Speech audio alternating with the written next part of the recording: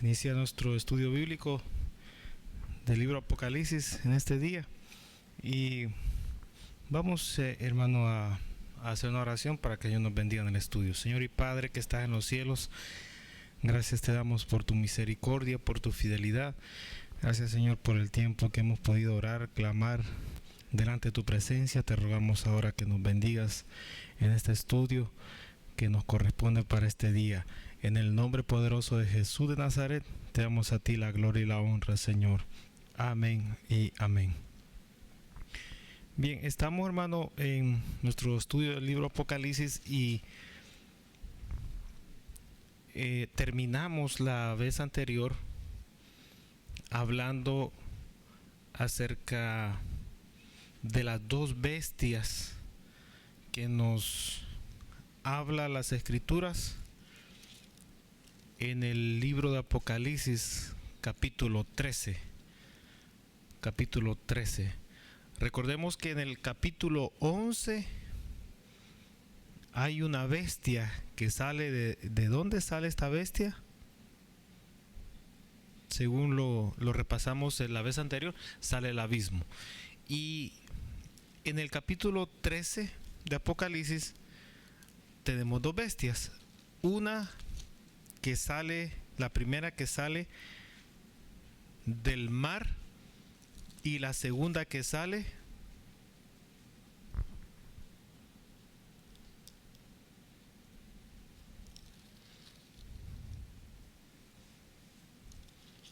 ¿de dónde sale la segunda?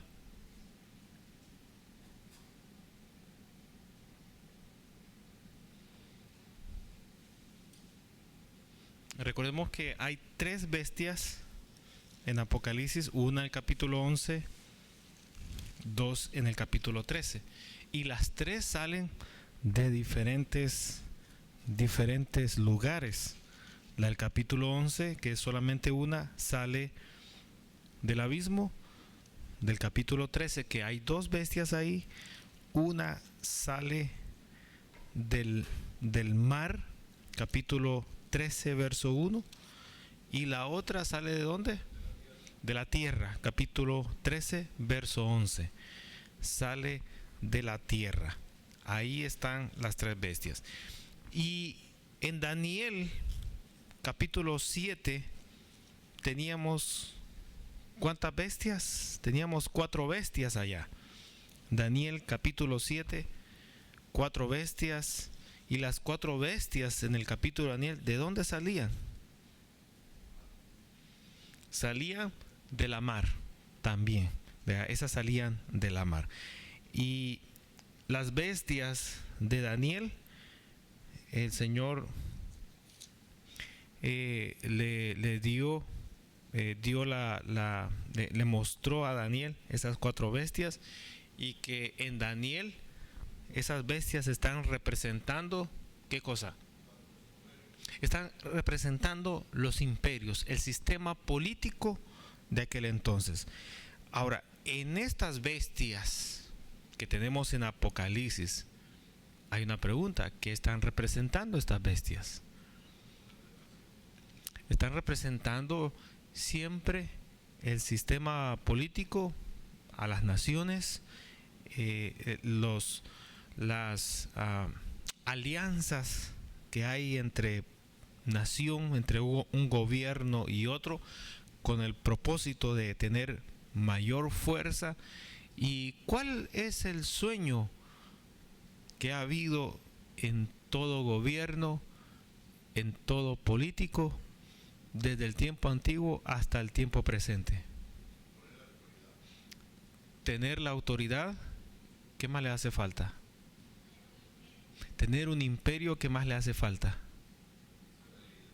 Ser el líder. ¿Qué más le falta? Tener el poder. ¿Qué más le falta? Gobernar. ¿Qué más le falta? Solo una palabra hace falta. Que eso hace la gran diferencia, marca la gran diferencia de los demás que quieren gobernar, que quieren ser líder, que quieren tener poder, etcétera, etcétera, etcétera. ¿Cuál es la palabra que le hace falta?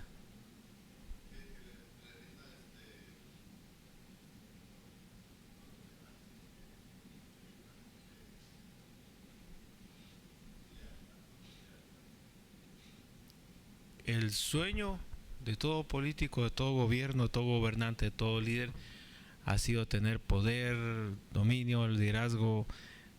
¿Pero qué le falta? Tener reconocimiento. ¿Qué más le hace falta? Si le menciono la pista, me da la respuesta, por eso no se la estoy mencionando. ¿Qué más le falta? Ser, bueno, anda cerca, ¿verdad? Yo diría, eh, realmente no somos eternos, pero, fíjese, pero deseamos que el sistema que eh, imponemos, proponemos o que el gobierno hace, por lo menos sueña que eso dure por toda la eternidad. Ahora, ¿qué más le hace falta? Gracias por el tiempo, ¿verdad? Que eso, que sea para siempre ese sistema de gobierno, esa política y que nunca cambie. Eso es muy interesante. Y falta una palabra más. Bueno, que todos se humillen, falta otra más.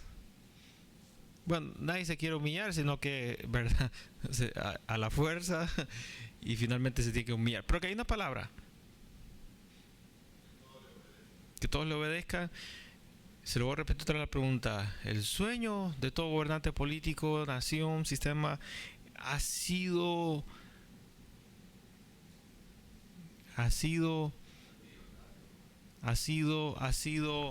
el deseo de que su imperio, su gobierno, su política, su partido político, su nación, ¿verdad?, dure ese sistema por toda la eternidad.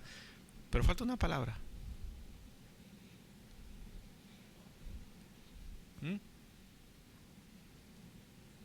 A nivel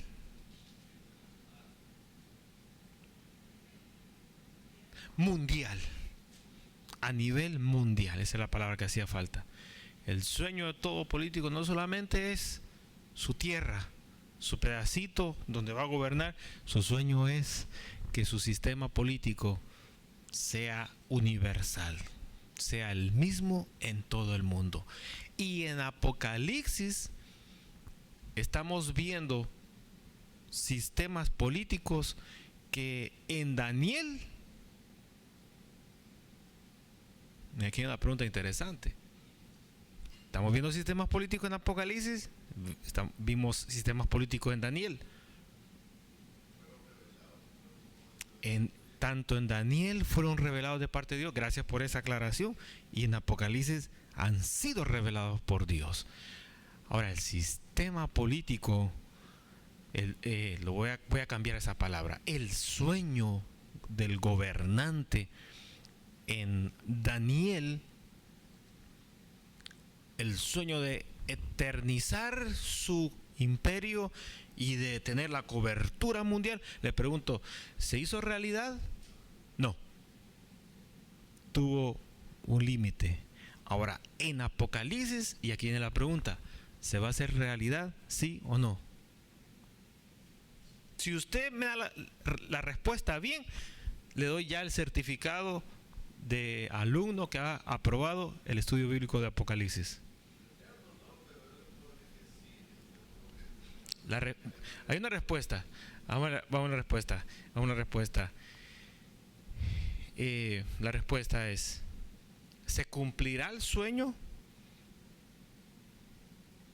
¿Sí o no? Que no me conteste el hermano. A ver, del hermano para acá. Bien, el hermano no vaya a decir absolutamente nada.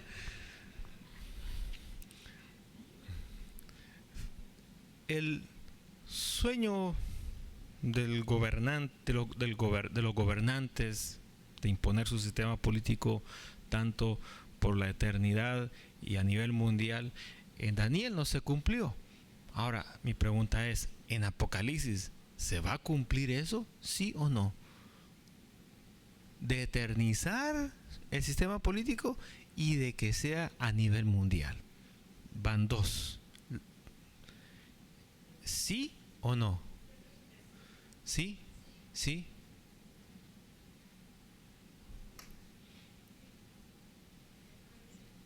Sí. Bien. Sí tienen una buena y una mala. El hermano dijo algo interesante. Eterno no va a poder hacer porque Dios le va a poner límite, como lo hizo en Daniel. No pudo ser mundial en Daniel porque el Señor lo detuvo. Ahora, en Apocalipsis sí va a ser mundial. Ahí sí va a ser mundial. Entonces, Apocalipsis es un sistema político más fuerte que el que vimos en el libro de Daniel. Es un sistema más, donde hay más alianzas, donde hay más unión, donde hay muchos políticos, ¿verdad? A nivel mundial que entran en actividad, entran en decisiones muy serias. Y hermano, y Apocalipsis no es un sistema político que se mira como lo fue en el Antiguo Testamento, en el libro de Daniel. Cuando hablamos del sistema político de Daniel, hermano, ¿de qué líder estamos hablando específicamente? Del rey Nabucodonosor, ¿verdad? Del rey Nabucodonosor, porque ¿qué fue lo que Dios le mostró a él? Le mostró en un sueño. En un sueño le mostró y le dijo, así será. ¿Fue así? ¿Amén? No. ¿Cómo le mostró Dios?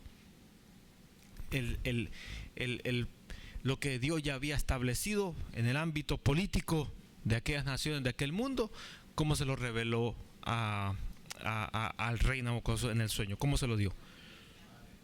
A través de una imagen, de una estatua, ¿verdad? Y en cada parte de la estatua habían metales diferentes y cada metal describía, ¿verdad?, el tipo de unión, de alianza, hermano, que se iban a estar dando en el ámbito político. Ahora, las naciones de aquel entonces no tenían todas las y tanta cosa, la ciencia, la tecnología, el dinero en número como lo hay hoy en día. Entonces hoy va a ser mundial, porque eso es lo que la palabra de Dios lo está expresando. Entonces, ya vimos, ¿verdad?, las bestias de Daniel, las tres bestias. Estamos hablando de las tres bestias que están en Apocalipsis: una que sale del abismo, otra que sale del mar, la otra que sale, ¿de dónde fue la otra? De la tierra, ¿verdad? De la tierra. Entonces, al terminar, hermano, al hablar de la bestia, de las dos bestias, la que sale del mar, la que sale de la tierra, del libro Apocalipsis, capítulo 13, encontramos dos cosas bien interesantes de las cuales tenemos que hablar ahora. Una es la palabra dragón y la otra es el número 666. Vamos a hablar un poco del dragón, y para hablar un poco del dragón vamos a irnos al capítulo 12 de Apocalipsis, que es el capítulo que lo habíamos salteado, porque es un libro que habla un capítulo que habla del dragón. Y para atender entonces ahora esta nueva palabra que aparece a esta altura del libro Apocalipsis, vamos entonces a atender el capítulo 12 de Apocalipsis para hablar sobre el dragón. Bien, en el capítulo número 12 de Apocalipsis, hay un tema general para todo el capítulo 12. Es un capítulo de 17 versos. Los 17 versos hablan del mismo tema. ¿Cuál es el tema del capítulo 12? Es la mujer y el dragón. Es bien fácil. La mujer y el dragón. Vamos a leer entonces verso número 1 del capítulo 12 de Apocalipsis. Dice la Biblia: apareció en el cielo una gran señal. 2 puntos. Vamos a detenernos ahí. Hasta ahí hay un tremendo mensaje. Espero terminarlo el día de hoy. ¿Qué vamos a decir sobre esto? Estuvimos hablando la vez pasada sobre las señales en una reunión que tuvimos en un hogar. Hablamos acerca de las señales. Dios es un Dios que da señales. Da señales.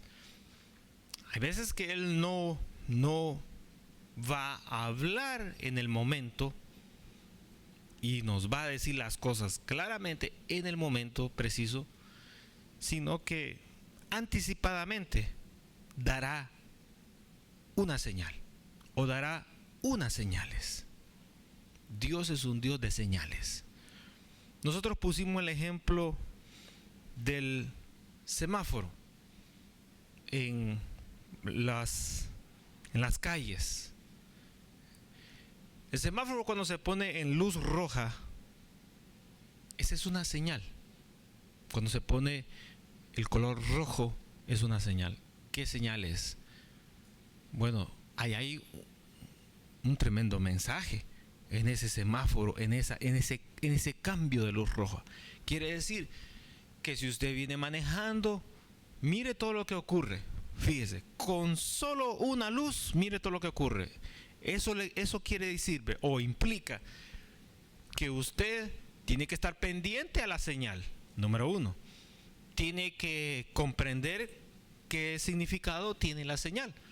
Hay gente que maneja y no sabe por qué son esos colores.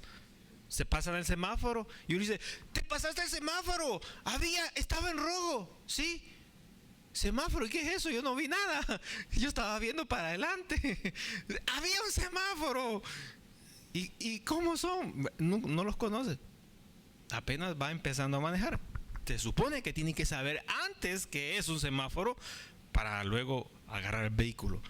Aparte de eso, la señal está diciendo a usted que tiene que comenzar a quitar velocidad al vehículo, de manera que se va a detener donde hay una línea que ahí dice un rótulo alto: deténgase aquí.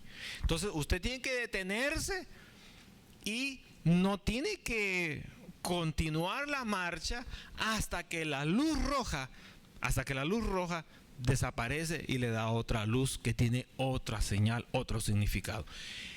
Ahora, todo eso que le acabo de describir, imagínese qué trabajo sería que estuviera alguien ahí parado y estuviera diciéndole: pare, quite la velocidad, ponga la atención, espere tantos minutos, ahora dele. Qué complicado sería que alguien estuviera ahí, o qué complicado sería que hubiera un letrero tan grande y que uno se pusiera a leer, ¿verdad? A leer en ese momento. Hermano, con una luz lo dijo todo. A veces nosotros le decimos a las personas: con solo eso me lo dijiste todo, ya no me digas más, porque les sirve como una señal. Entonces Dios, hermano, a veces Él no se va a poner a dar un tremendo discurso, tremendo mensaje, una explicación aquí, allá, y luego nos va a decir: ¿entendiste? Y nosotros: no, pues te voy a volver a explicar. No se toma ese tiempo, sino que simplemente da una señal. ¿La entendió? Es una cosa. ¿No la entendió? Es otra cosa también diferente.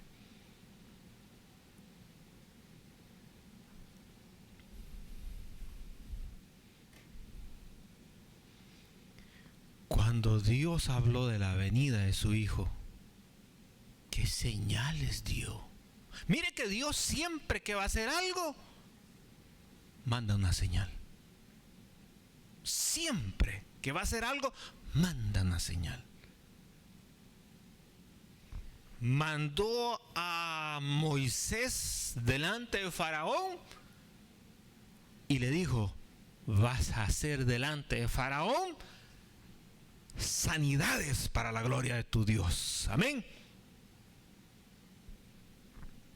No, dijo: vas a hacer señales. ¿Señales para qué? ¿Cuál era? Hermano, lo que Moisés hizo delante de Faraón no era un show. Usted puede hacer desaparecer un zapato.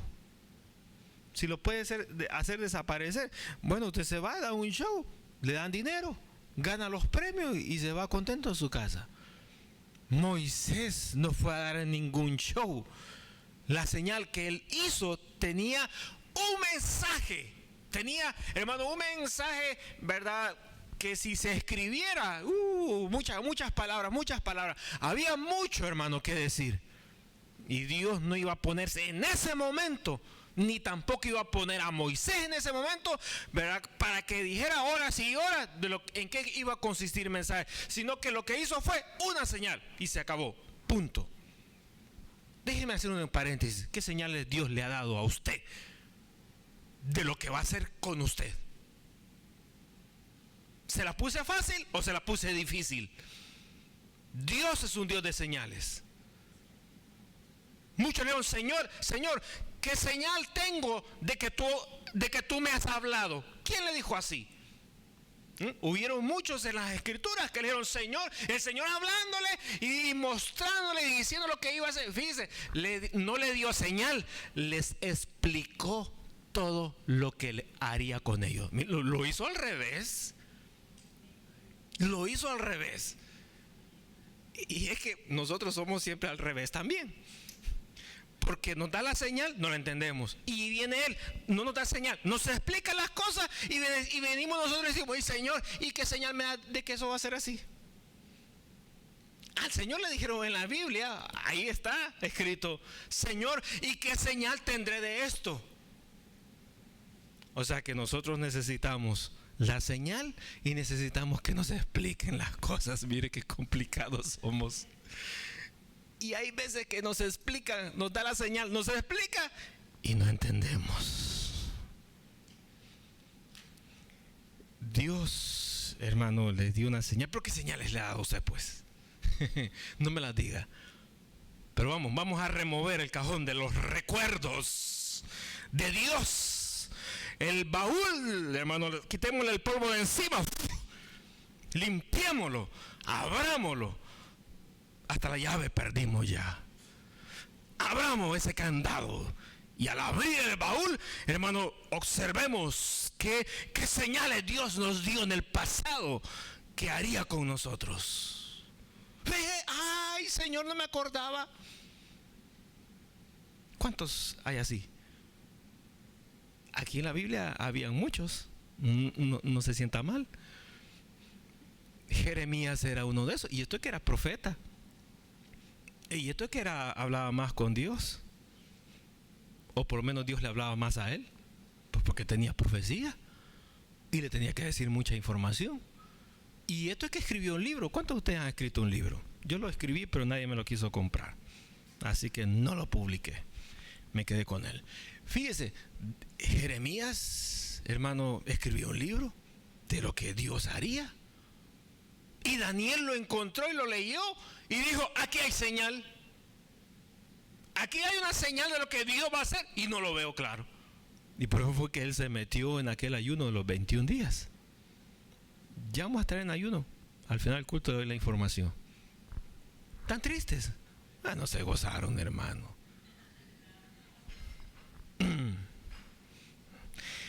Fíjese, Dios es un Dios de señales. Pero ¿qué señales el Señor le ha dado a usted? Hoy que se vaya a la cama, dígale, Señor, no tengo señales de lo que vas a hacer conmigo. Dame una, aunque sea esta noche. No se lo va a pedir, pues. Si tienes 10,000 señales, pídale más. Ay, hermano. A ustedes no les gusta comer mucho. Ustedes son del platito, son dietéticos.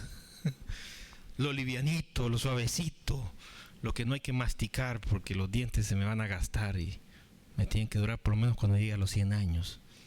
Hermano, estoy hablando de lo espiritual, ¿no? Anhelemos, soñemos, pidamos. Pablo dice, pida dones. Ahora, si no le gusta ir, pues no pida, que eso está de más. Pero Dios, hermano, pidiendo señales, dando señales, hermano, Pero ¿qué señal Dios le dio? Ya no voy a hablar de las señales suyas, pues. Voy a hablar de qué señales dio el Señor cuando nació Jesús. Apareció una estrella. ¿Qué otra? ¿Qué otra cosa? Y antes que apareciera la estrella, ¿qué señales dio antes? La estrella apareció en el Antiguo o el Nuevo Testamento. Nuevo Testamento. Y que la estrella apareció en el Nuevo Testamento o en el Antiguo Testamento. En el ombligo de los dos testamentos. Está anunciando, ¿verdad? Anunciando, hermano, anunciando. Ahora, señal en el cielo. ¿Qué otra señal dio el Señor? En el Antiguo Testamento.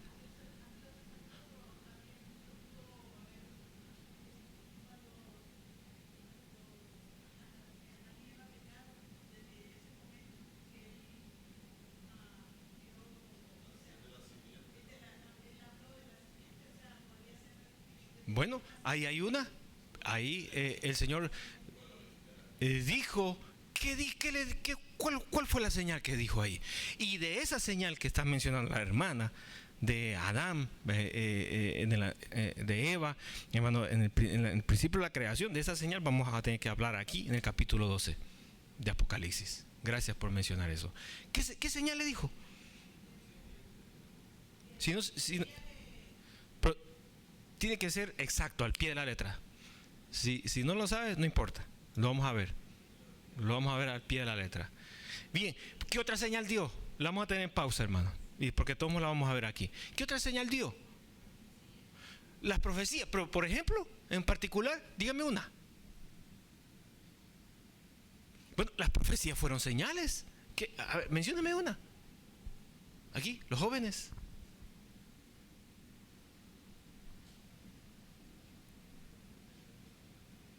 Yo tengo una ahorita. Apareció así y la agarré. Y aquí la tengo. Una señal.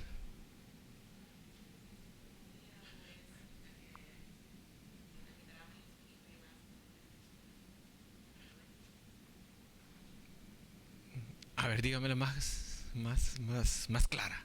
Porque ahí hay una. Ahí hay una. Y esa es la que yo tengo.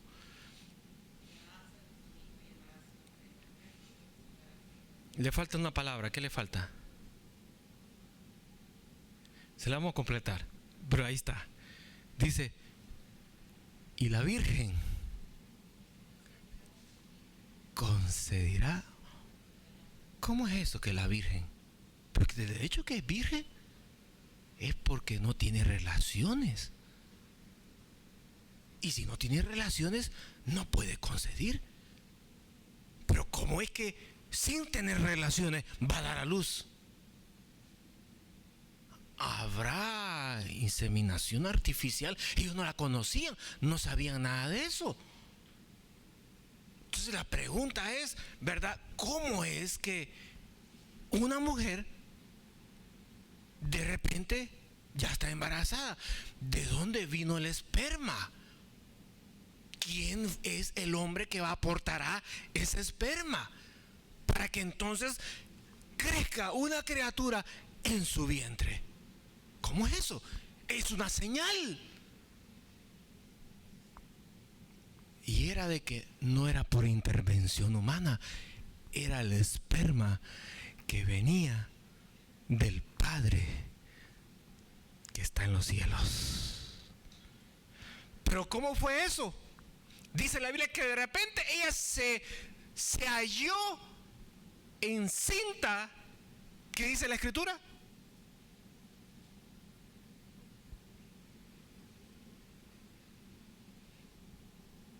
De repente ella se halló encinta.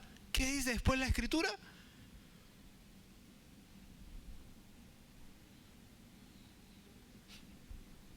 Se halló concebida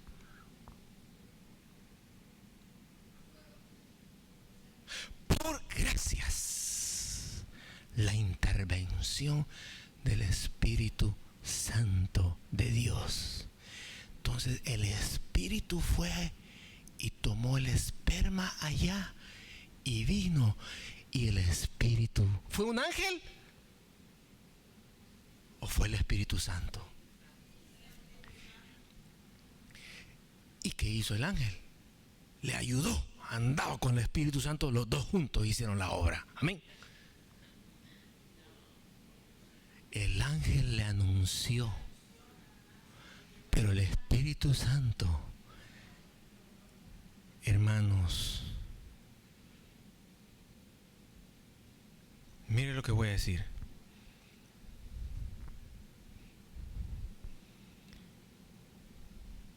El esperma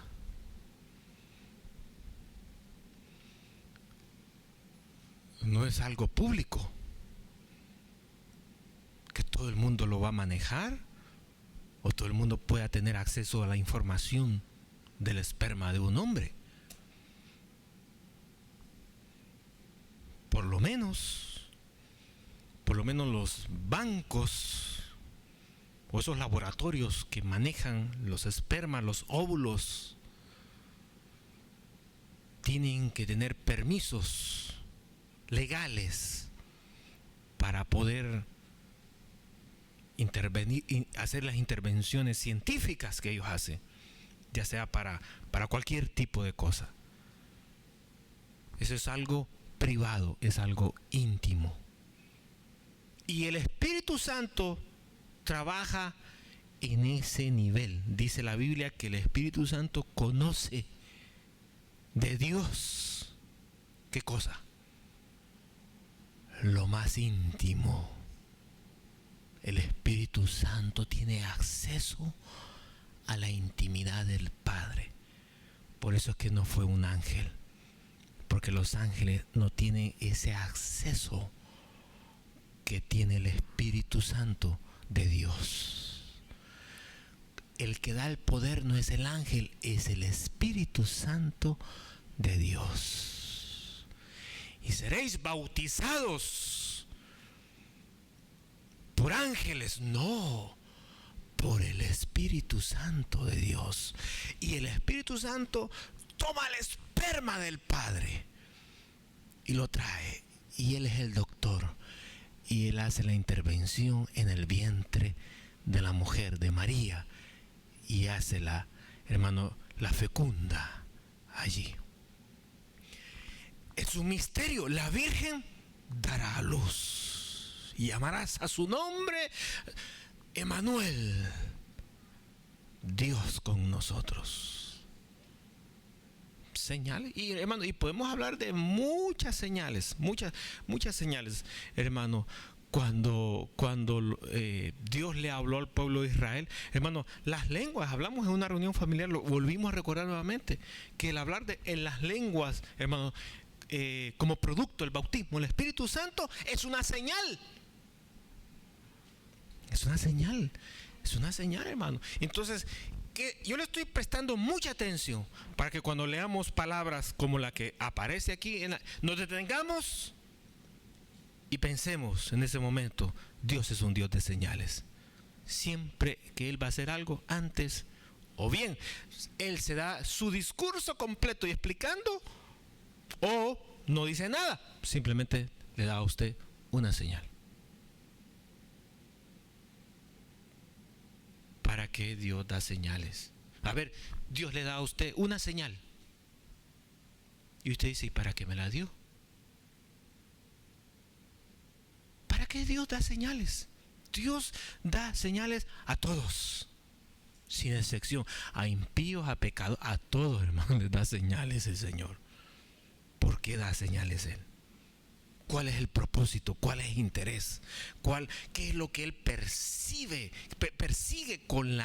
al darle señales al hombre? Bueno, el semáforo está puesto ahí con un propósito, con la luz roja. ¿Para qué? Para que se detenga y otra fila de vehículos por un tiempo determinado puedan continuar su marcha y luego nosotros continuar después y no tener accidentes de esa manera. El semáforo en la calle tiene un propósito. Ahora, el propósito de Dios, ¿cuál es? Al dar señales a las personas. Por ejemplo, si Dios le da a usted a una señal, hermano, de cualquier tipo de señal, la pregunta sería, ¿para qué Dios le se la dio? Porque si nosotros entendemos por qué Dios me dio esta señal, voy a entonces a trabajar conforme al propósito de Dios. Pero cuando no entiendo y no sé la señal que Él me está entregando, yo ando encaminando en lo opuesto, porque no conozco el propósito. No entiendo, no me estoy dando cuenta que Dios está dando señales. Dios le dio tantas señales al pueblo de Israel. Y cuando llegó el tiempo del cumplimiento, fíjense, empezaron a aparecer señales. Y cuando aparecían las señales, ¿qué hacían, hermanos? Los habitantes del pueblo de Dios, ¿qué hacían ellos? Ellos decían, ay, parece, da la impresión que esa es una señal. A ver, que alguien venga y lea las escrituras y nos diga de qué está hablando. ¿Se recuerdan de algo similar en las escrituras? Cuando llegaron los magos aquellos que traían los presentes y le dijeron al rey, ¿qué le dijeron? ¿Qué le dijeron? ¿Qué le dijeron? Le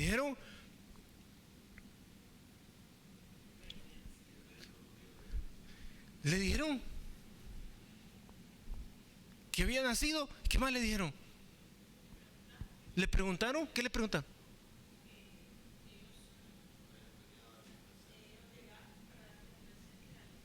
Pero, ¿cuál fue la pregunta? ¿Cuál fue la pregunta? ¿Cuál fue la pregunta? Los que han estado con nosotros todos los diciembres, envolviendo regalos para los niños. ¿Qué le preguntaron? ¿Qué le preguntaron? ¿Le dijeron, llegamos tarde a la fiesta? ¿Qué le preguntaron a Herodes?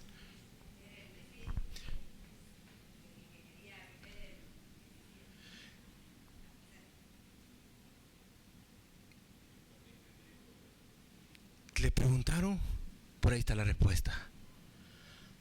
¿Dónde está? Para que le adoremos. ¿Por qué? ¿Pero por qué? ¿Pero por qué? Pero si me pongo como en lugar de Herodes, le digo, ¿pero por qué ustedes quieren adorar a un Mesías? ¿Por qué? Vamos, respóndame. Porque había una señal. ¿Cuál? Había una estrella que venían siguiendo y se ha detenido por estos lugares. Y venimos a ti, oh rey. A lo mejor tú sabes, porque se supone que tú gobiernas acá y has de estar enterado. Y vino el rey y se rascó la cabeza y dijo, sí, ahorita lo voy a mandar a averiguar, espérenme un segundo. Y en los que los reyes se sentaron y le dijo el rey Herodes, ¿y quieren cafecito? Sí, ya ahorita lo preparamos. Estaban por ahí sentados, contentos. Ya vamos a ir a ver al rey que ha nacido. Recibieron de Dios. No le digan nada a ese malvado. Y se fueron. Lo adoraron y se fueron por otro camino. Y entonces resulta que el rey Herodes se sintió enojado y celoso y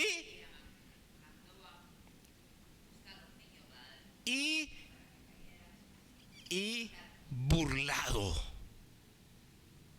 Se sintió burlado. Y ahí fue donde dijo, vamos a matar los niños de tal edad a tal edad. A ver, hermano, Dios, ¿qué había dicho acerca de esa matanza de los niños en el Antiguo Testamento? ¿Qué había dicho?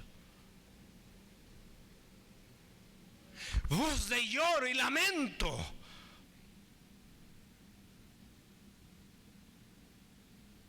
Habla de Raquel. ¿Quién fue Raquel?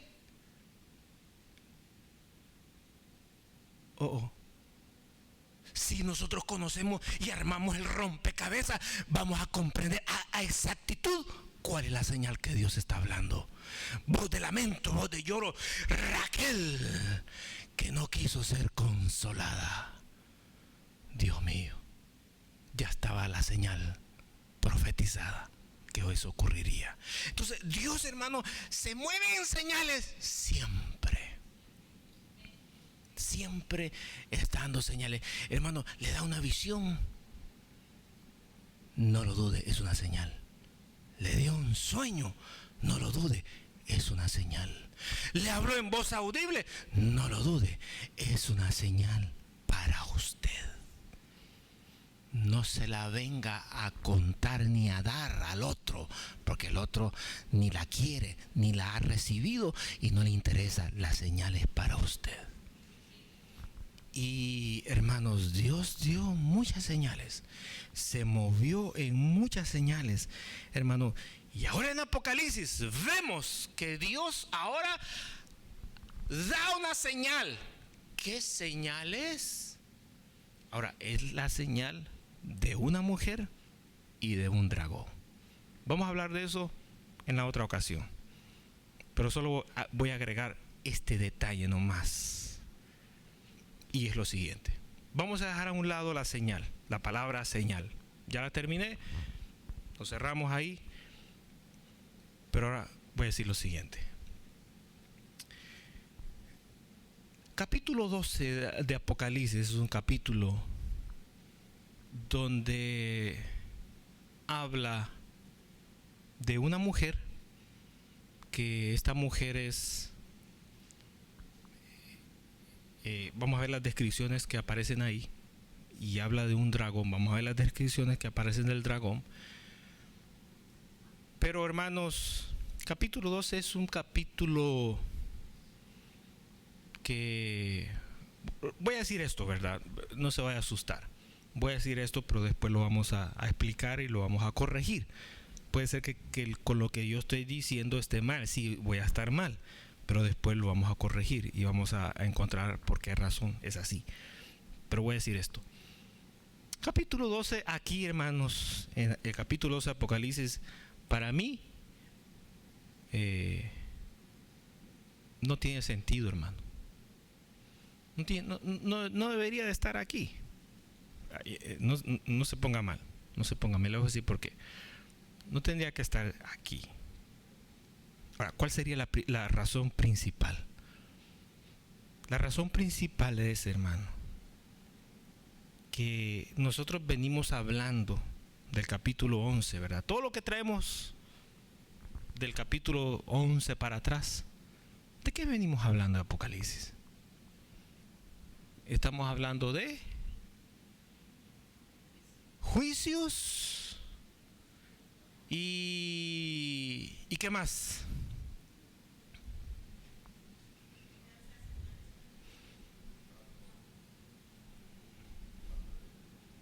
¿Cómo? No, en Apocalipsis no habla del rapto de la iglesia. Eso está en los tesalonicenses, está en las epístolas de Pablo. Pero Apocalipsis, ahí no hay ninguna señal. Aquí está el rapto. No aparece. No aparece, en Apocalipsis no aparece. ¿De qué estamos hablando? ¿De juicios? ¿Qué más? De los sellos, ¿verdad? Son juicios, estamos hablando de todo eso. Ahora, venimos hablando de los juicios de Dios y de repente hay una pausa entre el capítulo 11 y capítulo 13, que el capítulo 12, hermano, no coincide con el 11 ni coincide con el 13. Esto es como, por ejemplo, que usted se ponga a hablar con una persona y se ponga a hablar ¿de qué tema, por ejemplo? Mencióneme un tema.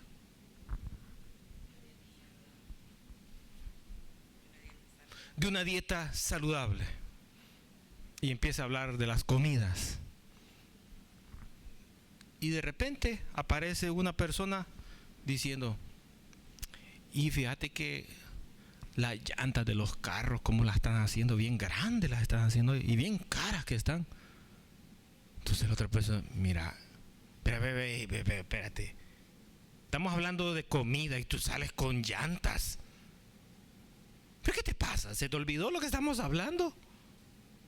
O sea, hay una cosa que no coincide, ¿verdad? No, que choca así hermano, de repente choca aquello que con lo opuesto. No tiene sentido, hermano. ¿Qué sentido hay?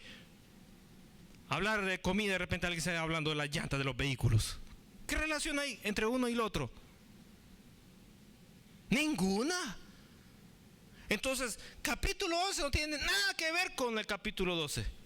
Y capítulo 12 no tiene nada que ver, hermano, con el capítulo 13. Ahora la pregunta es entonces, ¿por qué aparece el capítulo 12 aquí, en este momento? La narración, ¿verdad?, que se hace del capítulo 12, ¿por qué aparece aquí? ¿Por qué? Eso nos va a explicar por qué razón aparece. Nosotros, cuando comenzamos el libro Apocalipsis, ¿cómo comenzamos? Acuérdese, retroceda su cassette unos par de años atrás. ¿Qué nos habla el capítulo 1, capítulo 2, capítulo 3, capítulo 4? Nos empieza a hablar de las 7 iglesias. O sea, la Biblia no comienza, juicio número 1, sello número 1, ¿verdad? Esto no comienza así. Comienza ¿cómo? Comienza ¿cómo? Después, antes de las iglesias, habla de, en el libro Apocalipsis hay un personaje principal, como lo hay en todos los libros de la Biblia. Y de ese personaje usted no se tiene que olvidar nunca. Jesús. Apocalipsis comienza describiendo a Jesús en el juicio.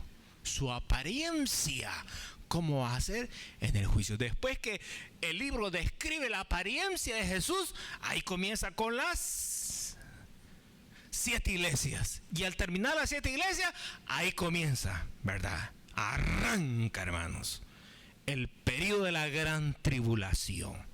Ahí arranca. Entonces, ahí estamos, desde por allá venimos, juicio, y de repente, ¡pum!, se detiene el capítulo 12 y aparece una narración que no tiene nada que ver con juicio. Es más, oiga lo que le voy a decir, capítulo 12 no es nada que ver con lo que viene, es algo del pasado. ¿Y qué está haciendo eso aquí? Ya vimos que Apocalipsis es un libro de juicios, es un libro profético. ¿Qué quiere decir cuando digo que Apocalipsis es un libro profético? ¿Qué quiere decir eso? ¿Qué quiero decir con eso?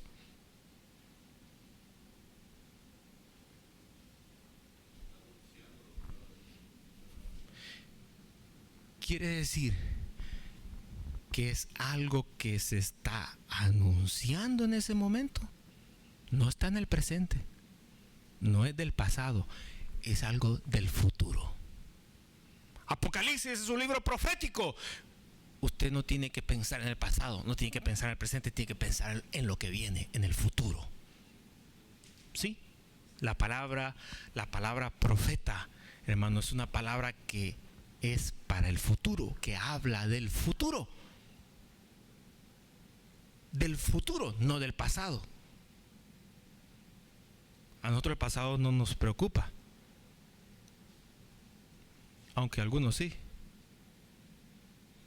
Pero el pasado, lo que más preocupa es lo que más preocupa comparado al pasado es el futuro. Porque el futuro da ¿qué? Da intranquilidad. El pasado no, porque ya lo vivió. Y ahí dice la gente, lo que pasó, dice. Y con eso lo arregla. Pero el futuro, la intranquilidad si es o no es, eso es lo que más interesa comparado al del pasado. Y la palabra profeta, hermano, es una palabra que va dirigida al futuro. El libro Apocalipsis es un libro profético, es un libro que habla del futuro. Y hermanos, pero el capítulo 12 es un capítulo histórico. Es un libro, es un capítulo histórico que es del pasado. Entonces me pregunto yo, preguntémonos, hermanos, ¿por qué Dios está hablando de juicio, juicio, juicio, juicio? De repente, hermano, se detiene el libro Apocalipsis. Y en esa pausa viene Dios y pone la narración del capítulo 12. Y después del capítulo 12 continúa el libro Apocalipsis. Como que no hubiera, como que hermanos, como que el capítulo 12 es un paréntesis. Por eso que nosotros cuando empezamos a estudiar el capítulo 11 nos pasamos al capítulo 13 y dejamos el 12 por último. Porque yo tuve que enlazar el capítulo 11 con el 13. El 12 no lo enlacé. Porque el 12 no tiene nada que ver aquí. El capítulo 12, hermano, no es la secuencia del 11, ni es el antecedente del 13. El 11 se conecta con el 13 y el 12 está aquí. Diría de más, pero no está de más. Está con un propósito. La pregunta es ¿por qué Dios lo puso ahí? Si usted comienza a leer y mantiene su cerebro, su mente en orden, va a ver que Apocalipsis va en orden. 1, 2, 3, 4, 5, 6, 7, 8, 9, 10, 11. Cuando llega el 12, se tiene. Esto que está hablando en el 12 no coincide con el 11. A ver, el 13 tampoco. No coincide con el 13. ¿Por qué Dios entonces mete un acontecimiento del pasado en un libro que habla del futuro?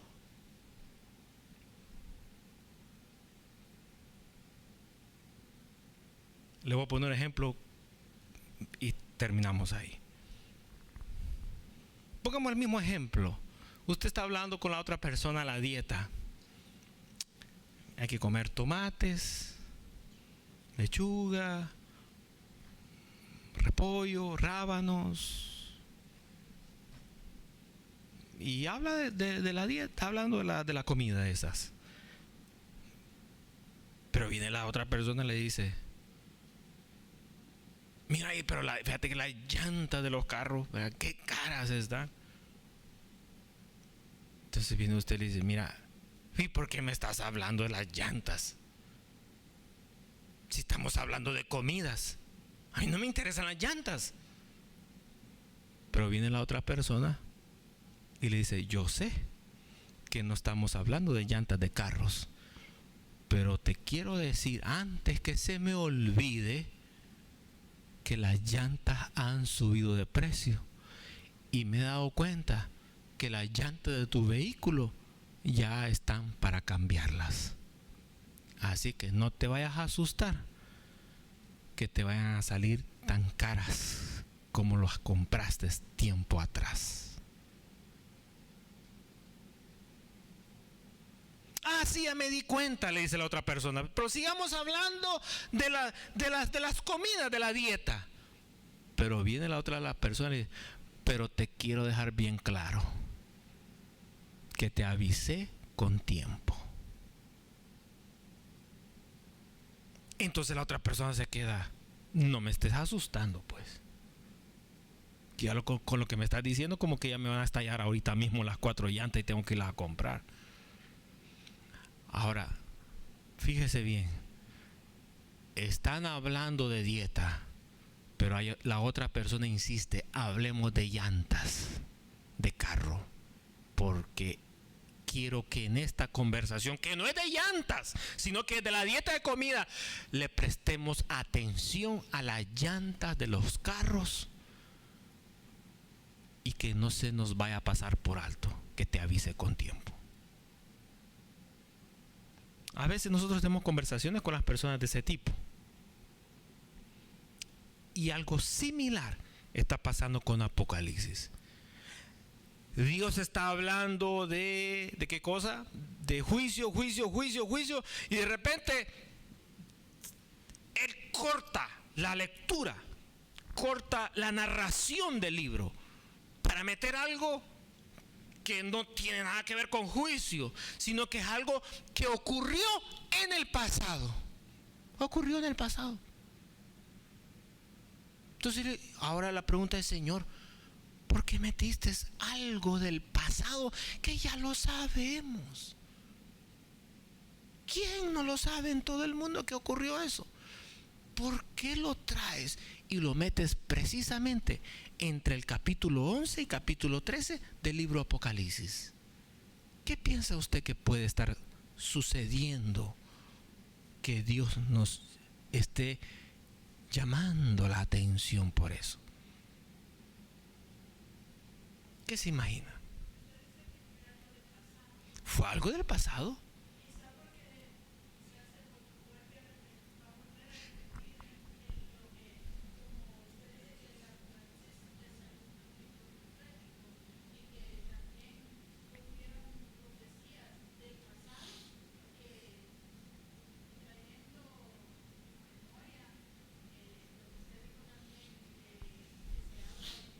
Uh-huh.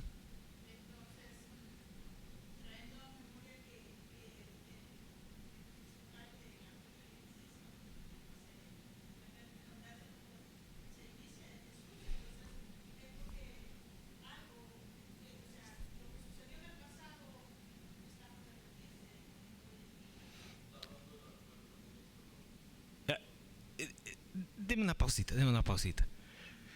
Lo que dijo la hermana, preste la atención, todo lo que dijo. Ahora, vamos a refinar, ¿verdad? No lo sabe ella, vamos a refinarlo ahorita. Lo que se describe en el capítulo 12 es quizás no sería lo complejo o lo difícil o lo angustioso que fue para María, la madre de Jesús, el momento cuando ella dio a luz y tuvo que andar huyendo para proteger al niño Jesús. De eso habla el capítulo 12. Entonces, vamos a refinarlo, ¿verdad?, en este sentido, que no se va a volver a repetir. Pero, ¿por qué en un momento nosotros estamos, ¿verdad? Yo tengo en la cabeza política, gobiernos, bestias, naciones, alianzas, leyes, y estamos hablando de eso en el capítulo 11. En el capítulo 13 estamos hablando de eso, pero el capítulo 12 está hablando de lo difícil que fue para María. Aquel periodo, hermano, donde querían matar al niño, que tuvo que ir para allá, para acá, para el otro, y que tuvo que protegerlo. Entonces, la pregunta es, ¿verdad? ¿Por qué aparece aquí en Apocalipsis? ¿Por qué el Señor lo dijo? Esto, mire, hermana dijo, el Señor está repitiendo algo del pasado, lo trae y lo pone aquí. No es que María va a volver a nacer, va a volver Jesús a nacer otra vez, no, pero la narración del pasado viene y la pone aquí. Me pregunto, ¿para qué el Señor lo está volviendo a refrescar en nuestra mente? ¿Por qué? Ahora sí, hermano.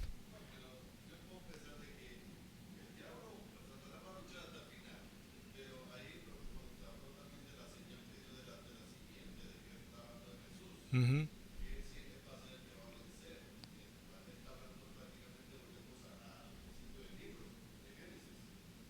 Bueno, ahí podemos encontrar algo interesante.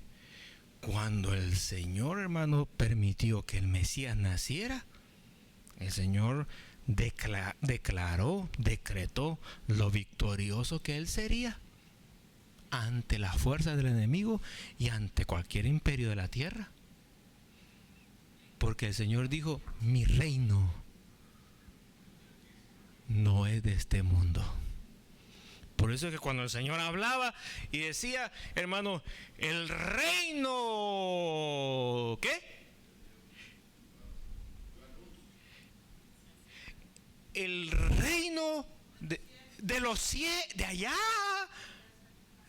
Está diciendo de allá, no tiene nada que ver con los gobiernos ni los partidos políticos de aquí. Ellos tienen la libertad de ponerse estampas de Dios y dibujarlo como quieran, pero no, eso no implica que haya alianza en ningún momento, señores. Él dijo, mi reino es de allá y yo soy el rey. No tiene nada que ver con lo de aquí abajo.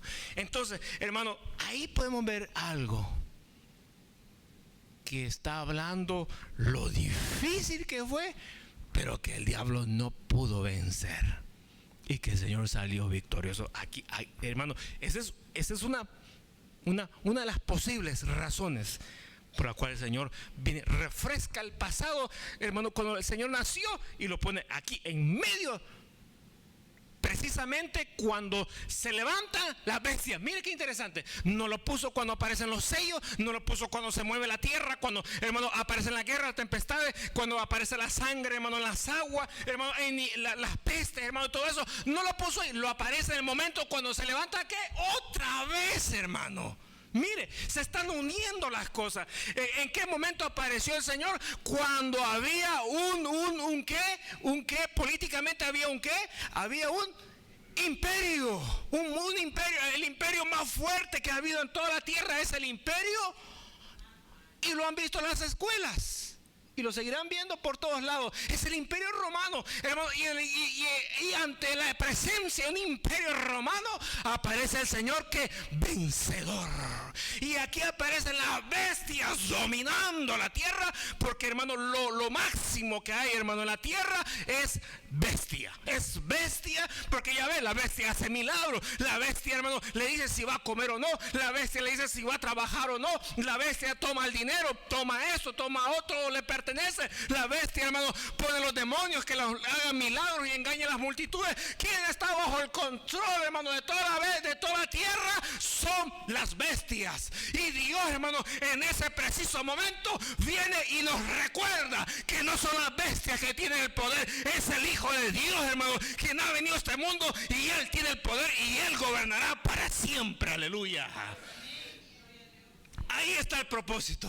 Ahí hay otro propósito más del por qué, hermano, Dios no lo puso por allá, por acá, sino que precisamente en el aparecimiento, en el surgimiento de la bestia, es más, surge el dragón también. Y el Señor dice, aquí meto este verso, estos capítulos, estos versos de este capítulo 12, este es el lugar correcto. ¡Pum! Lo pone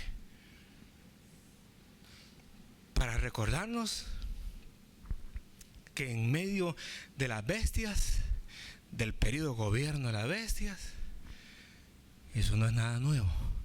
Sucedió en el pasado cuando nació el Mesías y venció, y también en medio de cuantas bestias se levante, continuará venciendo y será vencedor. Es más, y termino con esto, hoy sí, dice la Biblia que el Señor tiene en su muslo aquí derecho, su brazo, en el muslo, el brazo derecho, ¿tiene qué? Tiene algo. ¿Qué es? Vamos, ¿qué es? ¿Un reloj? ¿Qué tiene? Un iPhone y con unos audífonos. ¿Qué tiene? ¿Qué tiene el Señor, hermano, en el muslo derecho? ¿Qué tiene? Dice la Biblia que tiene algo. ¿Qué? No. ¿Qué es? Dice que tiene ahí, se ha fijado, yo no sé si ustedes han jugado en algún momento o han visto jugar fútbol. No, parece que no. A ver, béisbol. Ajá, ahí está, hermano. Mire, salen todos los jugadores contentos, vamos a ganar. Pero hay uno, hermano, que aparece con una toalla o una franja, hermano, en el muslo, y no es que se golpeó, no es que le duele, no, hermano. ¿Qué dice? Algo dice esa franja. Dice capitán. Y dice la Biblia, y lo vamos a ver más adelante, Apocalipsis, al finalizar, él tiene un muslo, en su muslo tiene escrito algo. ¿Qué es? No me decís capitán de fútbol, no. ¿Qué es?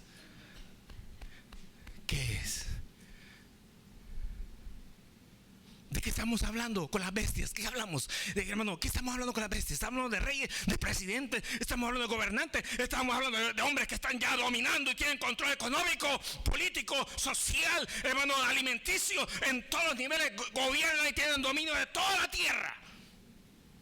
Pero en el muslo del Señor aparece una franja escrita. ¿Qué dice? Dice: Rey de reyes y Señor de señores. Aleluya. Hermano, Él es el vencedor, el victorioso, el Dios fuerte, el Dios grande y temible. Aleluya. Demos un aplauso al Señor, hermano. Bendito sea su nombre. Así que en todos los niveles, por más oscura que se ve la situación, siempre el Señor al final hace su aparición solo para ordenar lo que el diablo ha desordenado. Y al final del libro Apocalipsis aparece el Señor triunfante, vencedor, victorioso. Así que esa es la razón por la cual capítulo 12 de algo histórico del pasado viene a caer entre el 11 y el 12, precisamente los dos capítulos que empiezan a hablar por primera vez en Apocalipsis de las bestias y del dragón. Entonces la próxima ocasión vamos a ver capítulo 12, lo vamos a leer todo. Ya no voy a hablar de las señales, ya no voy a explicar por qué capítulo 12 es diferente al 11 y al 13 y al resto de los capítulos, sino que vamos a hablar cuál es la narración histórica que dice que el Señor le da a Juan. Y después de que expliquemos capítulo 12 vamos a hablar entonces del 666. Y de ahí continuamos con a capítulo 13, capítulo 14 con el libro Apocalipsis. Amén. Y amén. ¿Preguntas?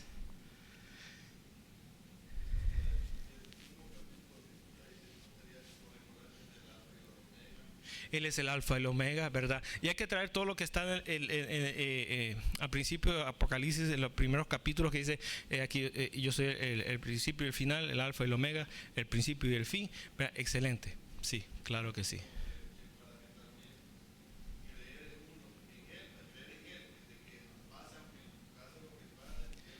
Él nos motiva, ¿verdad? Y nos dice con esto que, claro, si uno mira a la bestia, y uno mira el dragón y mira todo el desastre, cómo está la vida, y dice: ay, aquí, ¿verdad? Todo esto ya no tiene esperanza. Ahí mete el Señor su promesa, ¿verdad? Y en este caso, ¿verdad? Al contar lo que hizo en el pasado, es como para decirnos: si en el pasado fui victorioso, pues no te preocupes, que al final yo termino ganando la batalla.